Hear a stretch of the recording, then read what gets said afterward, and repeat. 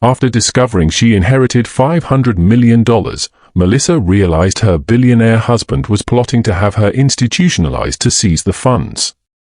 She played the submissive wife and signed the divorce papers he forced on her, not knowing she had already replaced them with a full surrender of his assets. 3 hours later, as 3 Rolls-Royce pulled into the driveway for her, Jonathan was the one being escorted out in handcuffs.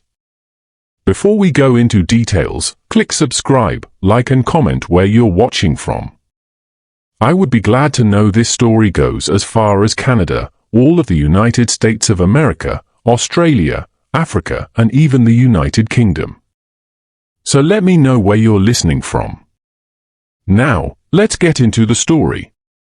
The courier arrived during the peak of the charity gala preparations at the Reyes penthouse, right when Melissa was being interrogated by Jonathan about the seating chart for the governor's dinner. Jonathan was obsessing over the placement of the British consul, his voice cold and sharp, like a razor. "Melissa, I've told you twice, the consul does not sit next to the tech sector leads. Do you even listen, or is that pretty head of yours completely empty?" Melissa didn't flinch. She was used to the verbal paper cuts. She was reaching for the seating chart when the doorbell chimed. "One moment, please," she said, grateful for the interruption.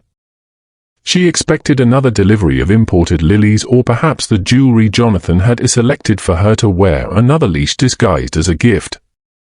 But the man at the door didn't have flowers. He wore a nondescript suit and held a heavy, wax-sealed envelope. "Mrs. Melissa Reyes? I'm Arthur Vance, from the firm of Sterling and Vance. I'm here regarding the private trust of your late grandfather, Silas Montgomery." Melissa felt a chill. Silas. Her mother's father, the man Jonathan had always dismissed as a penniless recluse who died with nothing but a mountain cabin to his name. Jonathan hadn't even bothered to attend the funeral 3 years ago, claiming a board meeting was more economically viable. "My grandfather," Melissa started, her voice barely a whisper. "I thought his estate was settled years ago." "There was nothing left." "There is a great deal more, Mrs. Reyes," Vance replied, stepping into the foyer and ignoring Jonathan's predatory gaze from the hallway. "Your grandfather left very specific instructions. Certain accounts were to remain untouched and undisclosed until your 30th birthday. Which was yesterday, I believe." Melissa led him toward the library, away from the prying eyes of the household staff. "I appreciate the visit, Mr. Vance, but if this is about his old property taxes..." "This is about $500 million, Mrs. Reyes." The seating chart Melissa was holding fluttered to the marble floor. She gripped the edge of a mahogany table, her knuckles turning white. "I'm sorry, what did you say?" "The Montgomery Trust includes diversified energy holdings, offshore accounts, and a private collection of rare automobiles. The total liquidated value, as of this morning, is approximately $500 million. Melissa's heart hammered against her ribs. In the reflection of the library's glass doors, she saw Jonathan standing in the shadows of the hallway. He had heard. His eyes weren't filled with joy or relief for his wife. They were filled with the dark, hungry calculation of a man who had just seen the ultimate prize. $500 million, Melissa whispered, her mouth dry. "Yes," Vance confirmed, handing her a single, gold-embossed card. "Every cent is yours. And per your grandfather's ironclad lineage clause, your husband has zero legal claim to a single penny of it. Unless, of course, you sign it over to him." Melissa looked at the card, then at her husband's reflection. The golden cage didn't feel so small anymore. It felt like a launching pad. The penthouse of the Reyes Tower was a masterpiece of cold, monochromatic precision, a fortress of glass and steel that hovered 60 stories above the city. For Melissa, it was not a home, but a gallery where she was the primary exhibit. Every morning began with the silent, suffocating choreography of Jonathan's expectations. She would wake to find her outfit already selected, always a shade of muted gold or cream that complemented the minimalist decor but drained the life from her eyes. Jonathan believed that a wife's primary function was to be an extension of his own brand, expensive, flawless, and entirely silent. As Melissa sat at the marble breakfast island, she watched Jonathan scan the morning's financial reports. He didn't look at her, yet he controlled the very air she breathed. "The gala tonight is for the hospital wing, Melissa," he said, his voice a low, melodic rumble that used to sound like safety but now felt like a leash. "Wear the Van Cleef necklace. And please, try to keep the conversation to art and philanthropy. Last time, you wandered into a discussion about venture capital with the CEO of Meridian. It was unbecoming." He didn't need to raise his voice to exert power. It was in the way he adjusted her collar before he left, a gesture that looked like an embrace to an outsider but felt like a check of the serial number on a piece of equipment. He had spent 5 years slowly pruning away her interests, her friends, and her confidence, replacing them with a dependence that was as structural as the building they lived in. When she tried to suggest a weekend away, he would sigh and remind her of how fragile her nerves had been lately, a subtle seed of doubt he planted whenever she showed a spark of independence. The psychological walls of the cage were reinforced by his generosity. Every time Melissa felt the urge to scream, Jonathan would present her with a rare painting or a new car she wasn't allowed to drive alone. "I do this because I know what's best for you, Mel," he would whisper, tucking a strand of her hair behind her ear. "The world is too loud for someone as delicate as you. Stay here, where it's quiet. Where you're safe." He had convinced her that her silence was a virtue and her isolation was a privilege. But on this particular afternoon, the silence of the penthouse felt different. It felt like the breath taken before a plunge. Melissa stood by the floor-to-ceiling windows, her reflection ghostly against the backdrop of the skyline. She was a woman who had been told she was a whisper for so long that she had almost forgotten she could roar. The golden cage was beautiful, certainly, but as she looked at the heavy, wax-sealed envelope resting on the foyer table, she realized the lock was no longer holding. Jonathan thought he had built a kingdom where he was the only sun, and Melissa was merely a moon reflecting his light. He didn't realize that the $500 million trust wasn't just money, it was the key to the cage.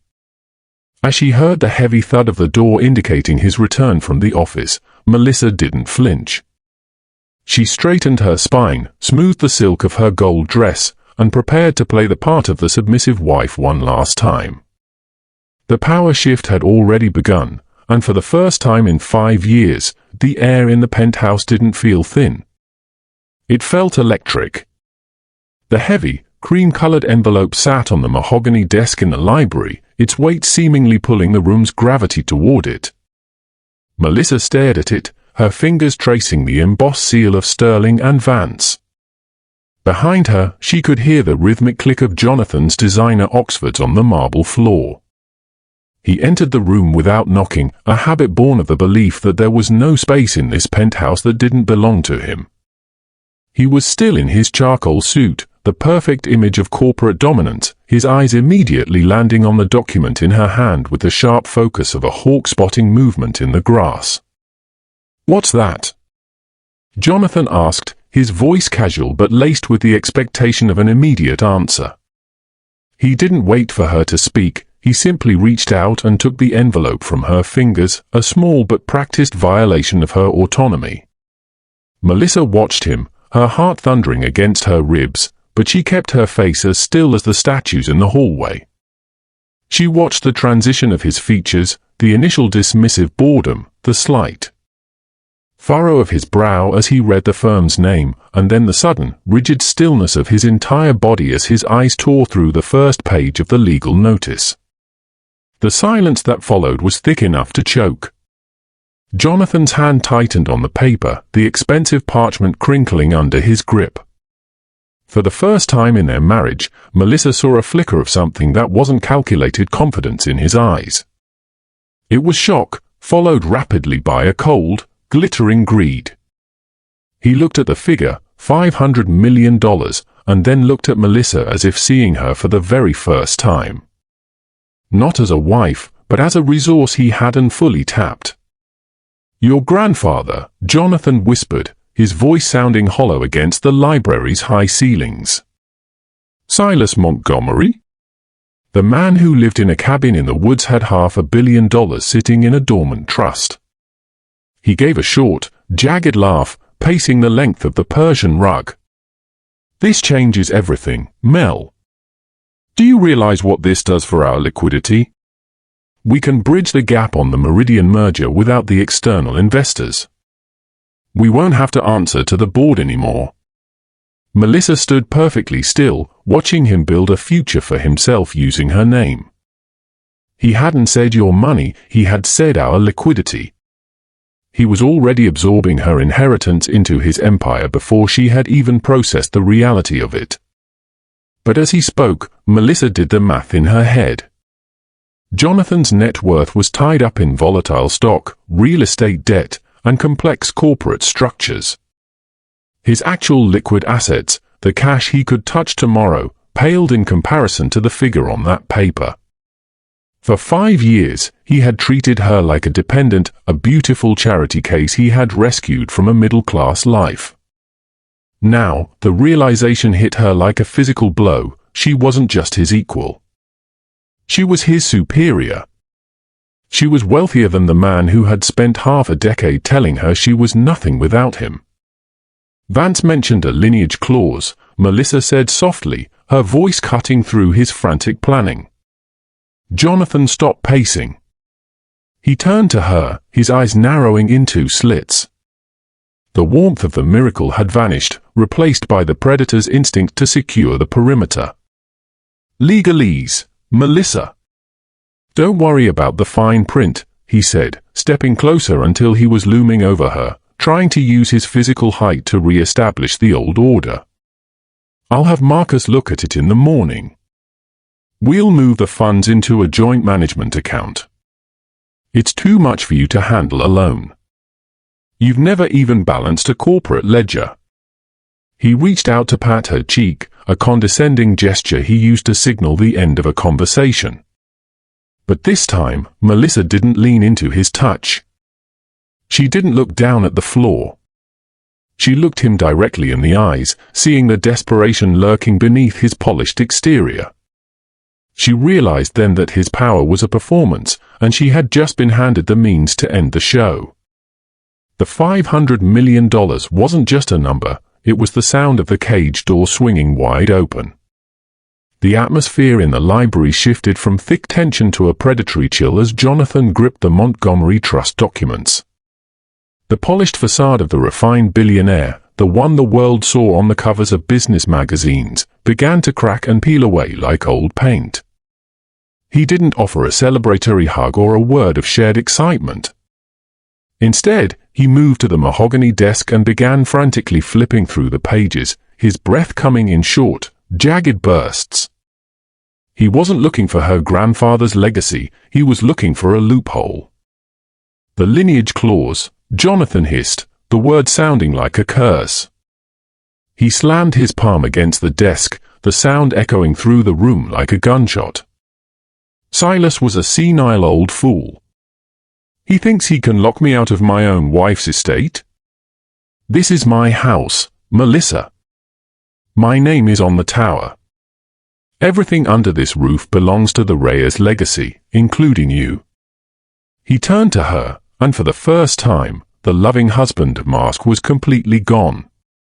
His eyes, usually a calm, piercing blue, were dark with a frantic, ugly hunger. He looked at Melissa not as the woman he had promised to protect, but as a strategic obstacle that needed to be dismantled. The mask of the protector had been replaced by the face of a man who realized his subordinate now held the leash. "You're going to call Sterling and Vance," he commanded, stepping toward her until the scent of his expensive cologne felt like a threat. "You'll tell them there's been a mistake. You'll tell them you want the funds transferred into the Reyes Global Holding account immediately. I have a debt, a bridge loan for the Atlantic project, that needs to be cleared by Friday. This money isn't a gift, Melissa. It's a solution. Melissa felt the familiar coldness in her chest, but this time it wasn't fear, it was clarity.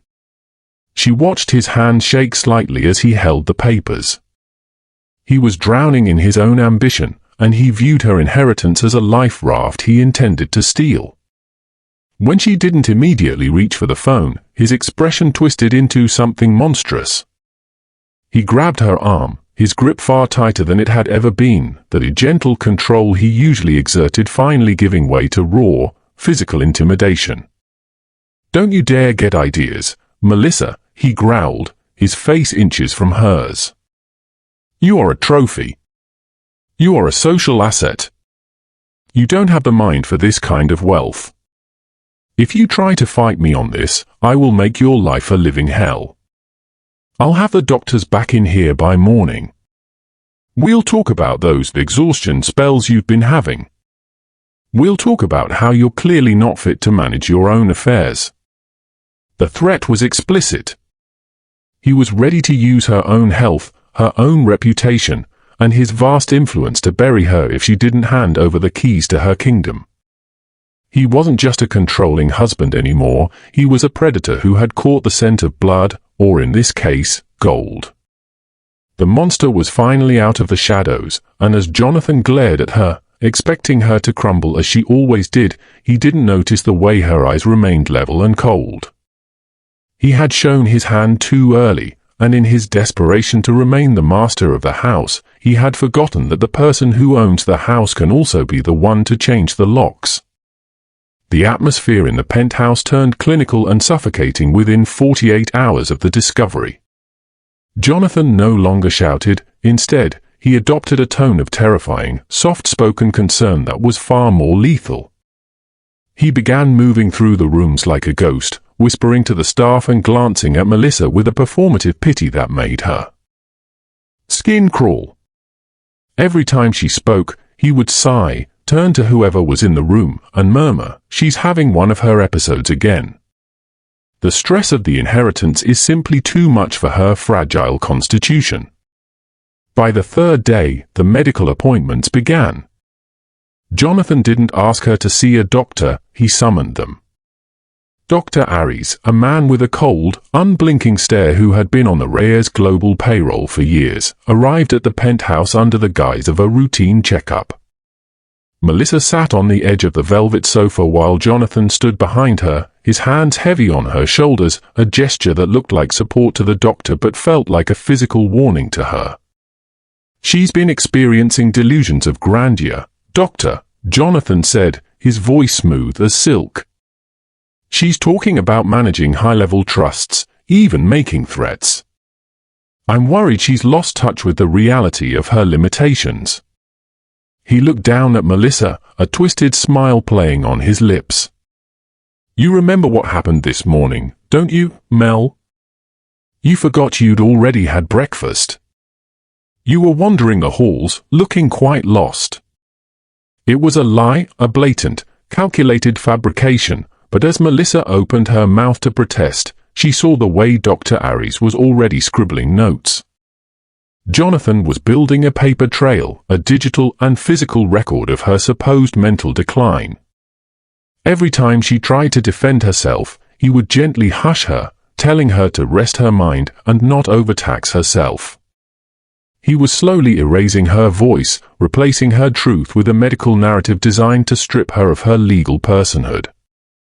The threat became explicit later that evening when the doctor left. Jonathan leaned over her, his shadow stretching long across the marble floor. "The paperwork is already drafted, Melissa," he whispered, his eyes gleaming with a predatory light. "A private sanitarium in the mountains. High-end, very exclusive, and very, very quiet. If you don't sign the power of attorney over to me by the end of the week, I'll have you committed for observation. After that episode the doctor just witnessed, no judge in the city will take your word over mine." He was trying to make her doubt the very ground she stood on, hoping she would crumble under the weight of his psychological warfare. He wanted her to believe she was small, broken, and incapable.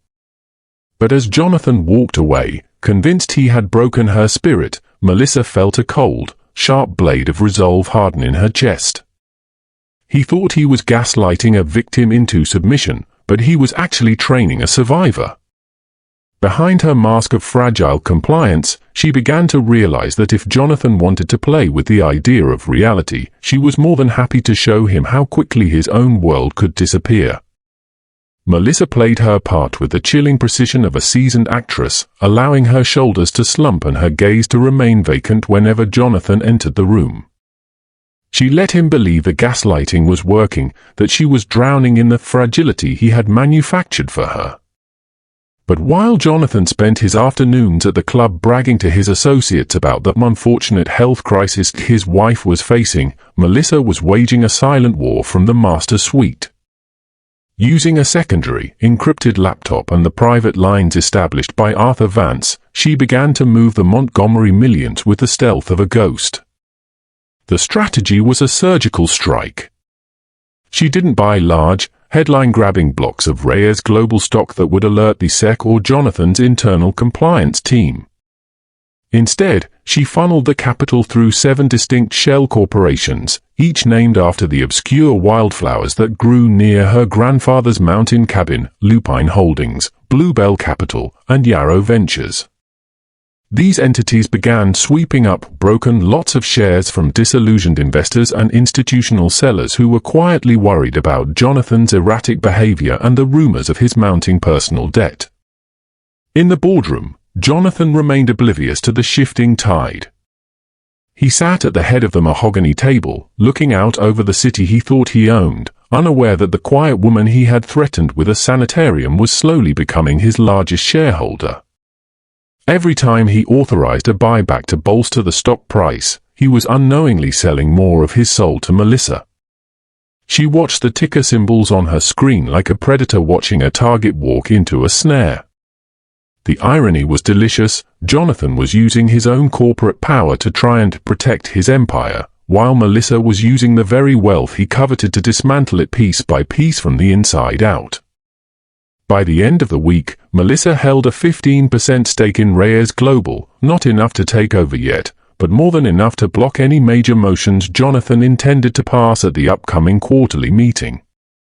She sat in the dim light of the library, the glow of the screen reflecting in her blue eyes, and realized that the power shift was no longer a dream, it was a mathematical certainty. Jonathan had called her a trophy with no mind for business, but as she authorized the final purchase of the day, she knew that she wasn't just his wife anymore. She was his boss. The deeper Melissa delved into the digital architecture of Reyes Global, the more she realized that the gold in her golden cage was actually copper spray paint over rust. Using the administrative access she had quietly secured through her shell corporations, she bypassed the firewall of Jonathan's private server. She expected to find arrogance. Instead, she found desperation. Underneath the glossy annual reports and the boastful press releases lay a labyrinth of ghost accounts and circular transactions that painted a chilling picture of a man drowning in his own vanity. Jonathan hadn't just been controlling her, he had been robbing the very people who trusted him to lead. Melissa watched as the spreadsheets revealed a systematic pattern of embezzlement, millions of dollars siphoned from the pension funds of his employees and the portfolios of his largest investors to fund the Reyes lifestyle. The private jets, the rare art, and the very penthouse they stood in were built on a foundation of stolen capital.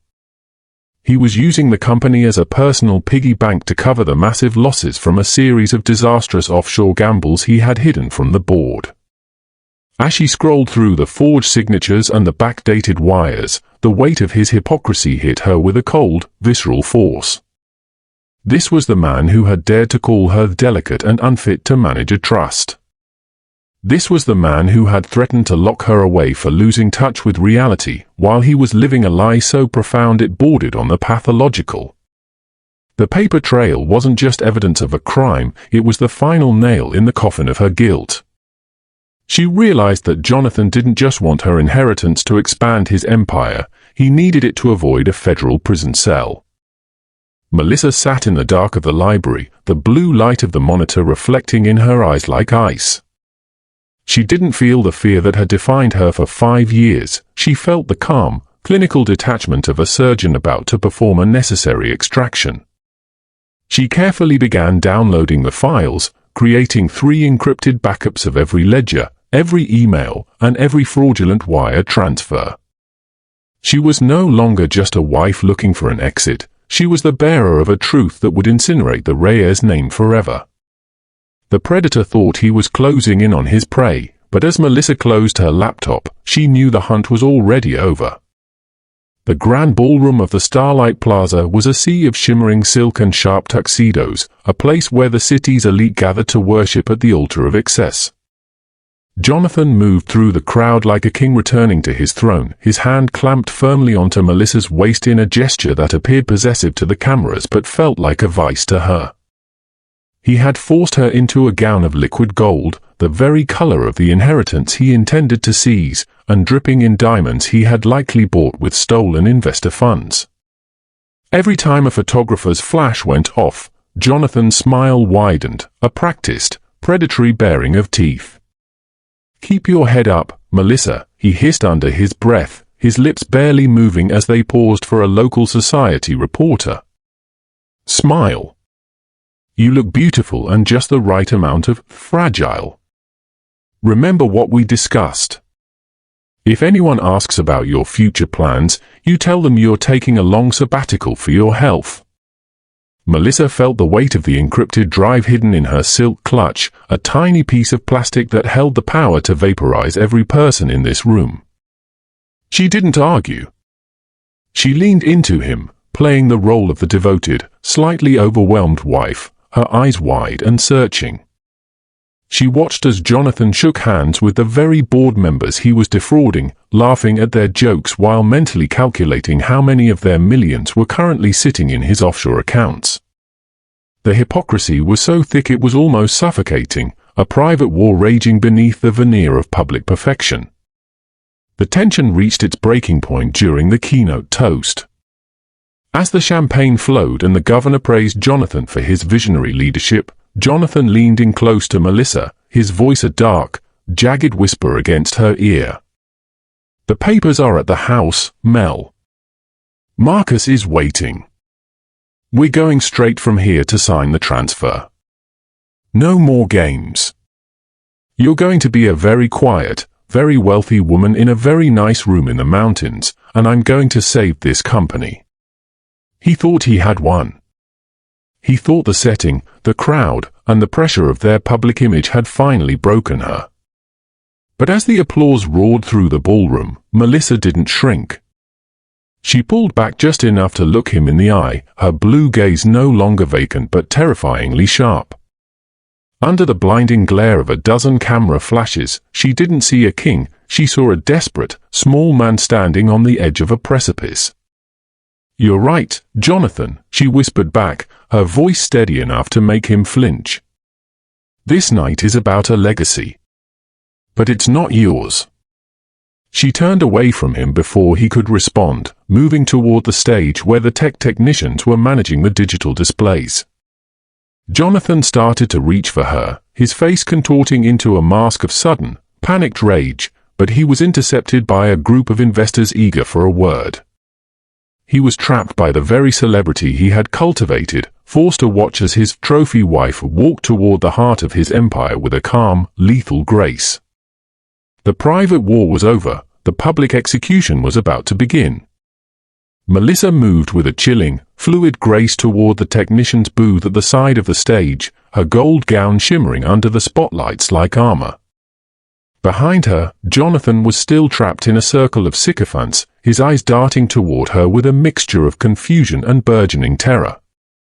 He tried to break away, but the governor had him by the arm, laughing at some forgotten joke. Melissa didn't look back. She handed the encrypted drive to the lead AV tech, a young man who recognized her as the woman whose name was on the building. "The presentation has been updated," she said, her voice a calm, low command that brooked no argument. "Play it now." As the lights dimmed for the final Reyes Legacy tribute video, a hush fell over the grand ballroom. But instead of the polished footage of hospitals and glass towers, the massive LED screens flickered and displayed something else, the raw, undeniable ledger of Jonathan's embezzlement. The room went silent, a vacuum of shock as 500 of the city's most powerful people watched the internal wire transfers to offshore accounts scroll past in high definition. Forged signatures, including Melissa's, were highlighted in bright, clinical red. Jonathan froze. The glass of vintage champagne in his hand shattered against the marble floor, a sharp crack that sounded like a gavel. He looked at the screen, then at Melissa, who was now standing center stage, bathed in a single, cold white spotlight. She didn't look like the fragile trophy he had spent 5 years polishing, she looked like an executioner. "For years, Jonathan Reyes has told you that I was unfit to manage my own affairs," Melissa said, her voice amplified through the ballroom's hidden speakers, resonant and steady. "He used that lie to hide the fact that he was dismantling your investments to fund a life he couldn't afford." She paused, letting the weight of the theft sink in as the board members began to murmur in rising fury. As of 6 p.m. this evening, my shell corporations, funded by the Montgomery Trust, have acquired a controlling interest in Reyes Global. I am no longer just a shareholder. I am the owner. The gasps from the audience were a physical wave. Jonathan finally broke through the crowd, his face a contorted mask of purple rage, his loving husband persona incinerated. "You think this changes anything?" he roared, lunging toward the stage stairs. "I'll have you committed before the sun comes up. You're insane." But he didn't reach the top step. For plainclothes officers, tipped off by the evidence Melissa had sent to the district attorney an hour earlier, intercepted him. The sound of metal handcuffs clicking into place echoed through the silent hall.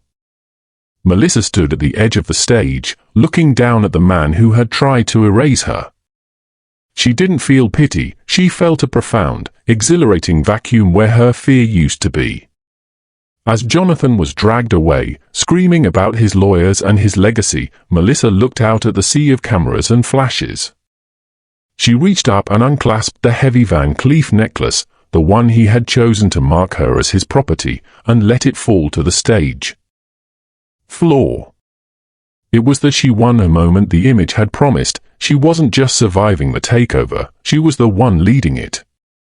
The silence that followed the gala was not the empty silence of the golden cage, but the heavy, expectant quiet of a world that had just been reshaped. By dawn, the Reyes name was a toxic asset, stripped from the headlines and dragged through the digital mud of 1,000 financial blogs. Jonathan sat in a holding cell, his charcoal suit wrinkled and his power evaporated, realizing too late that his reputation, the only thing he truly worshipped, had been dismantled by the woman he considered a mere accessory. He had lost his company, his standing, and the wife he thought he owned, discovering that without his stolen wealth and his manufactured control, he was nothing more than a small man in a large suit. Back at the penthouse, Melissa stood in the center of the office that had once been Jonathan's inner sanctum. The air here no longer smelled of his oppressive cologne, it felt fresh, expansive, and entirely hers. She watched the sun rise over the skyline, the light catching the sharp, intelligent lines of her face. The transition was complete. She had traded the submissive cream silks of her past for the commanding presence of a woman who had seized her own destiny. The trophy wife was dead, and in her place stood a corporate shark who had successfully executed the most daring hostile takeover in the city's history. A knock at the door signaled the arrival of her new executive team.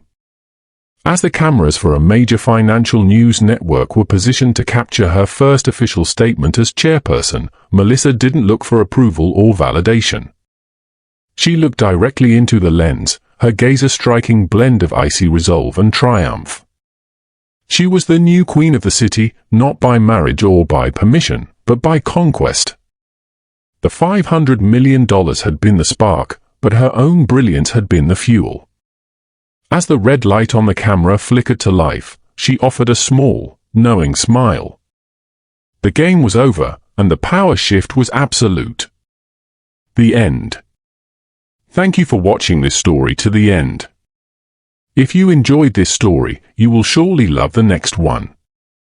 It's as crazier and more intriguing as you can ever imagine. So do check it out. Click on the image showing on your screen right now to watch the next one.